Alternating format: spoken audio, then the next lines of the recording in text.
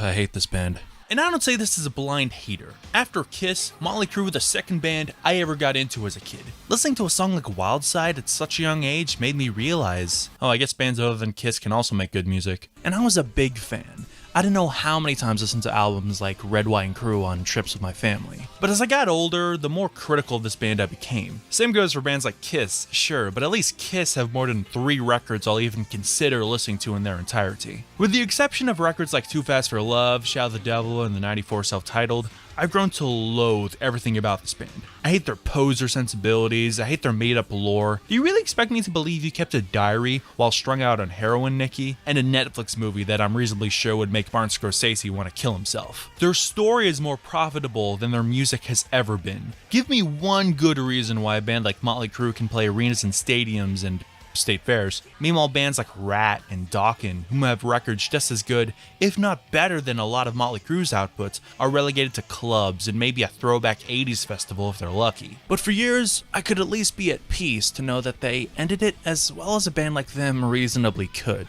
They did a farewell tour, they didn't release a new studio record, thank God, and by many accounts, that farewell tour of theirs was actually pretty good. Hell, I would have gone just to see Alice Cooper open for them, if I actually had the cash at the time. But they knew they were getting long in the tooth, so they decided to gracefully put a fork in it and call it a day, which was honestly the smartest thing they could have done. They went on a huge All Bad Things Must End tour and played their last show in 2016 because, from what I can tell, they can't stand each other at all. They travel in separate buses, they have separate dressing rooms, and I don't think they talk to each other much, if at all, outside of anything to do with the band. It's a job, not a passion for them. But hey, if your job is pretending to play bass in front of thousands of people a night with some people you don't like, that's not a bad gig. I and many others would gladly trade places, but that didn't stop them from putting a fork in it. Vince was a goddamn wreck, the setlists were stale, and people were just sick of it. Mick Mars wants to record his own blues record, Vince is a decently successful solo band that plays bowling alleys, Tommy wanted to start his OnlyFans career, and Nikki had his own band called Sixx which he was really pushing. They formed in the mid-2000s and actually had a decent-sized hit with the song Life is Beautiful, and the final full-length Mötley Crüe record, Saints of Los Angeles, was largely written by Nikki and the other members of that band. And that's a big reason why I honestly loathe that album, but that's besides the point. And it's probably a video for another day. I assume Nikki thought Sixx was going to become the next Mötley Crüe after that band dissolved, but safe to say, that didn't happen. The kids don't want to hear alternative rock, butt rock backwash written by a 60-year-old. But the Dirt biopic did a lot to reinvigorate Mötley Crüe's popularity with younger audiences. So the band went back on their word, after they specifically said they didn't want to be like Kiss and come back years later, even performatively signing a contract to ensure that they would not reunite. But the cracks immediately started to show, especially with their lead guitarist, Mick Mars. Now, Mick was diagnosed with a condition called AS as a young man, which basically fuses your spine together and can make your life incredibly painful and difficult. And it's degenerative. It only gets worse as you get older. My brother-in-law has this condition. Hey, Paul. And it sucks bad enough for him. And he's not only much younger than Mick, but he doesn't need to tour the world and perform for 2 hours a night. As expected, Mick didn't last long for the Crüe's co-headlining tour with Def Leppard. He took a step back from touring, but he said that he would be happy to still be involved with any new recordings that they do, or if they do a residency in Vegas or something. But instead, Motley pushed him out of the band, and he was gone daddy gone. And this is so lame. Mötley Crüe are one of very few bands to retain their classic lineup. Sure, Tommy and Vince both left or quit for a few years each, but they eventually came back. And I think most would still be okay with Mick no longer touring. He's older than the other guys by a good few years to begin with, and his disease heavily impedes him. A lot of bands, especially older bands, have members who are still technically within the band legally, but they no longer tour because of their health. And no one really cares. Glenn Tipton, a Judas Priest, was diagnosed with Parkinson's in 2008, and in 2018 took a step back from touring, but he still plays on the records and occasionally will join the band on stage when he can. And no one begrudges the band for that. Mötley Crüe could have easily done the same thing, but instead they kicked out by far the most musically talented member. Nice one, guys. Many people were hashtag Team Mick, and I was too to an extent, and while I still believe him 100%, that guy still decided to get back in the band and screw over their fans, whom shelled out the big bucks on their last tour when they thought it was their last opportunity to see them live. He's not innocent either, so I honestly feel very little sympathy. And look, John 5 is a great player, but it feels like he's demeaning himself playing in a band like this under such circumstances. And this was the same old Mötley Crüe. Vince was still a big boy, and I don't say this to judge, because That would be pretty hypocritical on my part, don't you say? But the guy is constantly out of breath and sings without using consonants.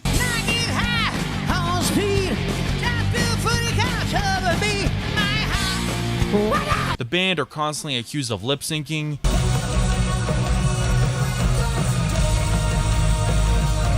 Bass notes being heard when Nikki Vanilli's hands aren't even on his bass. Drums heard while Tommy isn't even on his drum throne. Vince isn't lip syncing, at least for the most part, even though he's the one member who probably should, but he's still getting some of the high notes piped in, and he's barely even trying to hide it.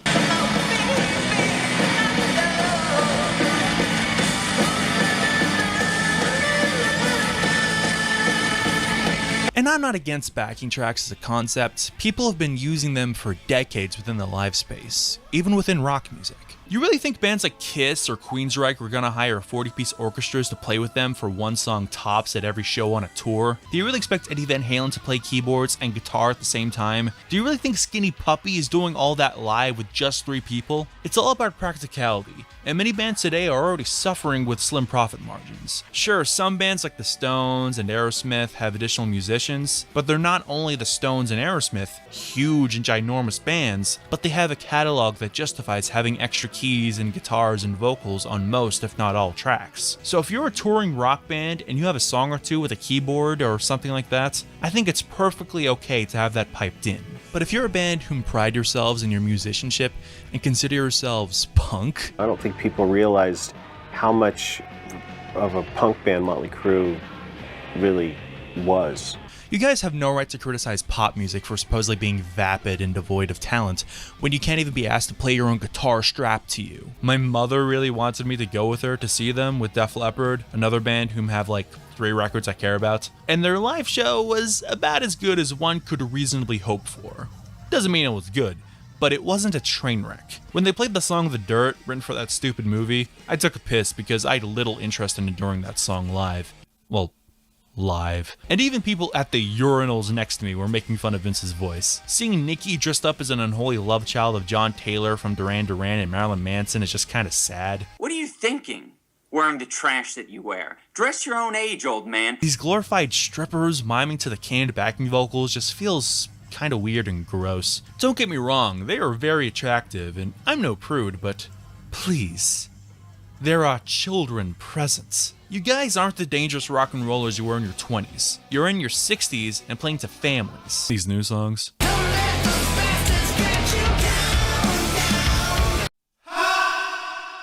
Dogs of War is so pathetic. They're trying to appeal to newer generations of rock and metal fans, but no 20-year-old who loves shit like Five Finger Death Punch and Avenged Sevenfold is gonna listen to a new Motley Crüe song and become a fan. That's not gonna happen.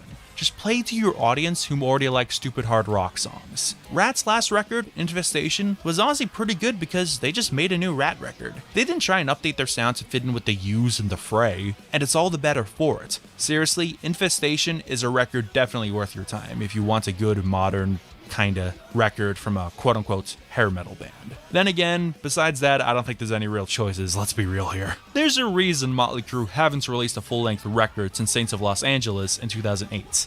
No one wants one, and that record was especially awful. I usually at least like a song or two from the records, even their worst ones. God help me, I actually like some of the stuff from Generation Swine and New Tattoo, but there was nothing even somewhat listenable on Saints of Los Angeles. An actual irredeemable album in every form. Ever since then, all they could muster is the occasional single that's immediately forgotten about, and it's usually produced by Bob Rock, who hasn't had the whiff of a decent record since the 90s. Kinda like Motley Crüe. They kinda deserve each other. Every new song from the Dirt's Greatest Hits package was painful. They even covered Like a Virgin by Madonna.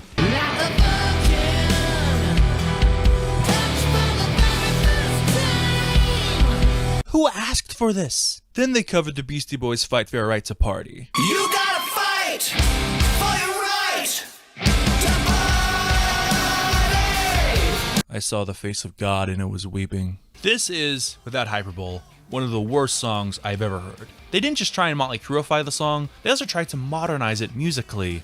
And Vince... Tommy, 6, 5, let's make some noise. Kick it. Vince just doesn't care. The original Fight for Your Right was a piss take on bands like Motley Crüe, many sources citing their cover of Smoking in the Boys' Room specifically. Sure, as a kid, this flew over my head while listening to that song, and I knew it flew over many of the Beastie Boys early fans' heads as well. Anyone with half a brain cell could tell that Mike D, Adderrock, and Adam Yauch were playing characters as these exaggerated douchebags.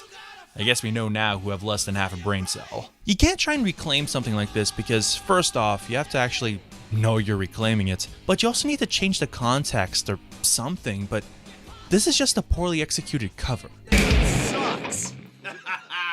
For once, Nikki, I agree wholeheartedly. It's up there with Brandon as one of the band's all-time worst songs. Completely irredeemable. The absolute worst.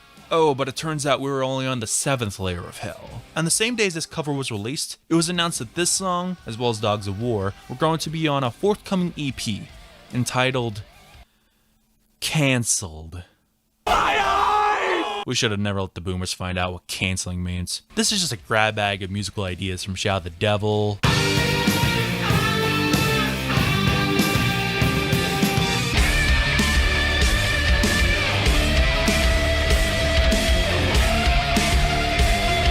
and Dr. Feelgood. Where I tell Jimmy the second-hand hood deals at Hollywood. Home in the morning just got canceled. Daily Mail is such a handful. And it's really no different to anything this band has done musically since 2008 at least. Same lame attempts at hard rock sensibilities with the Vince Neil VST plugin used in full effect.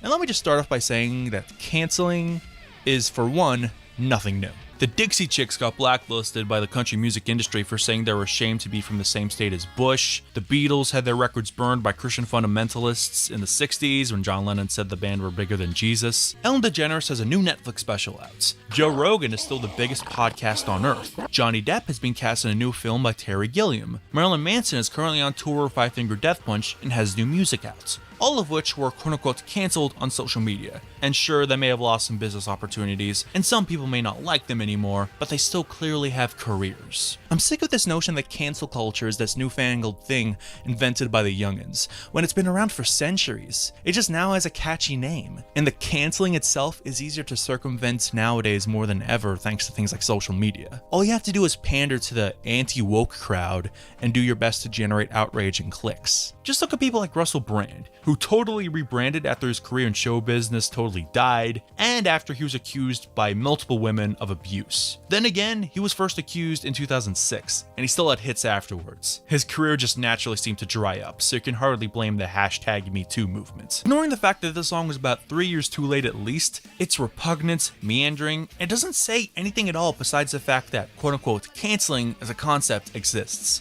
Within the first verse, we have references to the Daily Mail and January 6th. Right in the capital, press in the ramble. I have no idea what they're trying to even say here. Then they mention TikTok. TikTok videos smell like landfill. Watch your ass, you might get canceled. Are they trying to both sides this? Canceling is not unique to any political party as a concept. It's pretty bipartisan. Sure, it's a stereotype that weak widow snowflakes on the internet are the only people who cancel anyone, but even when you ignore people like the Chicks, right-wing chuds just this year tried to cancel the Olympics for having a metal band play and for not knowing what the Feast of Dionysus is. Oh, and last year there was a huge backlash against Bud Light, all because a trans person held up a beer can. I'll give the band some credit for this, but by the next verse they totally forget about this both sides angle and it goes nowhere. It doesn't mean anything. It sounds like Nikki just scrolled Twitter, I'm not calling it X, found a bunch of buzzwords and slapped them in the song haphazardly. Half the lyrics are just piss-poor attempts at rhyming words with cancelled. The pre-chorus and chorus have little, if anything, in common with the lyrics in the verse. They could be in any other modern Motley Crüe song and no one would even notice, outside of the pre-chorus sounding like a Limp Bizkit B-side. Everybody shut up, shut up. Everybody stand up, stand up. Bang your head against a motherfucking wall. In comparison, Kid Rock was at least more consistent with his grifting, but this is just so half-assed. But the worst line is in the second verse. Taking out my dirt, I don't want crusade. Vince, you killed a guy and severely injured 2 innocent people and gave them brain damage while driving drunk. No one's trying to find racist tweets from you guys. No one cares enough. In this very song, there's lines like this. Model saying with selfie in the backseat. She said yes and they arrest me. Nikki, I don't know how you want people to interpret that lyric, and I don't think I want to know. Lest we forget Tommy Lee beating his wife to a pulp, Nikki calling a black security guard the N-word and inciting violence towards him at one of their shows in the 90s. This is about more than just you guys being dicks. You're actually pretty loathsome individuals for several reasons, and they're being defensive for no reason at all. I saw someone else say that they're the least held account to men in rock, which is so damn true. And I only just scratched the surface. Feel free to read their book to see what I mean, if half of it is even true. Vince recently suffered a stroke. Also, apparently Nikki even tried to reunite the famously volatile classic Skid Row lineup with Sebastian Bach for this recent tour to sell tickets. But unlike Nikki Vanilli, Snake and Rachel from Skid Row actually have some integrity, backbone, and they don't just blindly follow the money. I thought they tried to end things 10 years ago to avoid stuff like this from ever happening. I give them 5 years. Max. So just today, as I am recording this, it was announced that Mötley Crüe has won in their legal battle against Mick Mars. Their former lead guitarist now has to pay $750,000, which is apparently half of an advance he was paid for the band's tour with Def Leppard. The band also released this statement. Mick Mars was forced to admit under oath that his statements regarding the use of backing tapes were false. His expert confirmed that the band performed live, and Mars formally recanted his prior claims during sworn testimony. This dispute was about protecting the integrity and legacy of one of the most successful bands in rock history. With the arbitrator rejecting every claim and enforcing the parties' agreements as written, the band has been fully vindicated, legally, financially, and factually. Now I hate to burst your guys' bubble, but this does not vindicate you. You still forced out a founding member of the band and have still been caught on tape lip-syncing countless times. You guys may have won in the court of law, but the court of public opinion has long since been decided. And showboating on social media is not helping your case, Nikki. No one is changing their mind. You have not been vindicated. You guys just had better lawyers and successfully managed to bully an elderly disabled man. Good job. I'm ashamed I even spent money to see them with Def Leppard for the sake of my mother. Washed up has-beens who don't know how to shut up and fade away. If they had actually quit when they said they were going to, they could have at least held on to a tiny little bit of dignity. But now they're nothing but a joke. I'll always love Shout the Devil, Too Fast for Love, and the self-titled, but I'm ashamed to have ever called myself a fan of this band. That's one thing you'll never get out of us. We'll never water ourselves down. And we'd rather just break up than be bland. That one didn't age quite so well. But yeah, that's what I think. What about you guys? Have you actually heard their new EP? And if so, why? I mean, I have a YouTube channel where I talk about music. You guys have no excuse. As always, don't forget to like, subscribe, click the bell, and share, and all that jazz. And until next time, take it easy, party people.